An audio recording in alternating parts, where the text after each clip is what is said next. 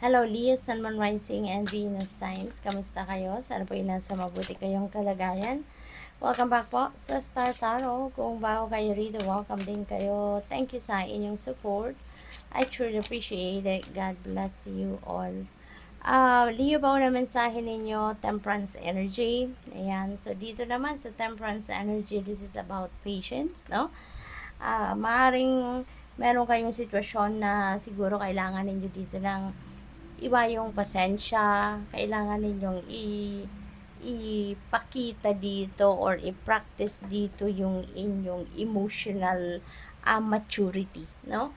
Hindi tayo pwedeng magra-rush, hindi tayo pwedeng nagmamadali, or hindi tayo pwedeng mainitin ang ulo sa ngayon, ano, dito sa inyong sitwasyon. So, you really need to practice patience, alright? What else? We have Two of Cups. Maaring yung patience na yan is related sa inyong sitwasyon, sa inyong karelasyon, no? At saka yung relationship naman na to, hindi lang ito sa love and romantic relationship, posible din na yung taong involved dito na kailangan ninyo ng pagpapasensya is baka kaibigan, kamag-anak, no? Kapamilya, yung ganon. For others of you naman, para sa ibang sitwasyon ng ibang Leo dito, maaaring papasok kayo sa isang bagong relationship, no? Bagong partnership, pwedeng love and romantic relationship yan, or baka business partnership, or baka bagong friendship, no? Maaaring ganon ang ganap dyan. What else? We have the Emperor energy. Napakaganda. Kasi si Emperor, lalo-lalo na pagdating sa pera, no? Pagdating sa finances, napakagandang energy nito. Kasi parang pinapakita dito ni Emperor yung stability, no? Yung stability at saka yung konkretong pundasyon. Kumbaga, lalong-lalo na pagdating sa inyong kaperahan, pagdating sa inyong source of income. So, maaaring yan ang wino-workout ninyo sa ngayon, or maaaring yan ang matagal na ninyong pinagtatrabahuan. You want to establish solid foundation pagdating sa inyong karera, sa inyong negosyo, sa inyong trabaho, yung investments ninyo, maaaring ganon. This is also promotion for some of you Leo, no? This could be promotion then. This could be also, this could signify also na baka ang iba sa inyo magiging tatay na, or ang iba naman baka meron kayong mga dealings ngayon or mga pakikipag-usap sa inyong father figure, baka sa inyong tatay, baka sa inyong lolo, or baka someone, no, na tinuturing ninyong parang tatay ninyo. What else? We have Five of Swords. Ayan, so maaring you have walked away from someone, or baka merong taong kausap kayo or kinakausap kayo that walked away from you, maybe because hindi ko nagkaintindihan, or maybe because nagkasakitan kayo ng damdamin, no, sa inyong mga pananalita. So, posibleng gano'n din ang nangyari dyan. So, tingnan natin kung ano pa ang ganap for some of you. We have peaceful resolution. Ayan. So, kung dito, nag-walk away kayo from someone na hindi nagkakaintindihan, hindi rin magtatagal ang ganyang sitwasyon, no? So, this is really good, Leo, kasi magkakaroon na kayo dito ng pagkakataon that, magkaroon ng peaceful resolution doon sa kung sino man yung nakaalitan ninyo, no? Kung sino man itong taong ito dito, no? Sa Five of Swords energy, yung nag-walk away sa'yo or yung pinag-walk awayan ninyo. Whatever happened there, na hindi ninyo pinagkaintindihan, feeling ko hindi rin magtatagal yon. At magkakaroon din kayo ng mas sinsinang pag-uusap or malumanay na pag-uusap dito. And then you will come up with a compromise, or alam mo yun, magre-reconcile kayo dito, no? Isosolve ninyo yung inyong hindi pagkakaintindihan. So, that is really good.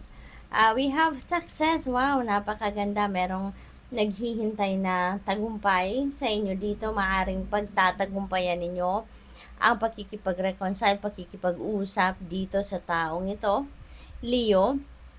or it could also be success linked naman dito sa Emperor energy, which is financial success. So siguro pagtatagumpayan ninyo kung ano man ang mga hakbang na gagawin ninyo dito para magkaroon kayo ng stableng pamumuhay, no?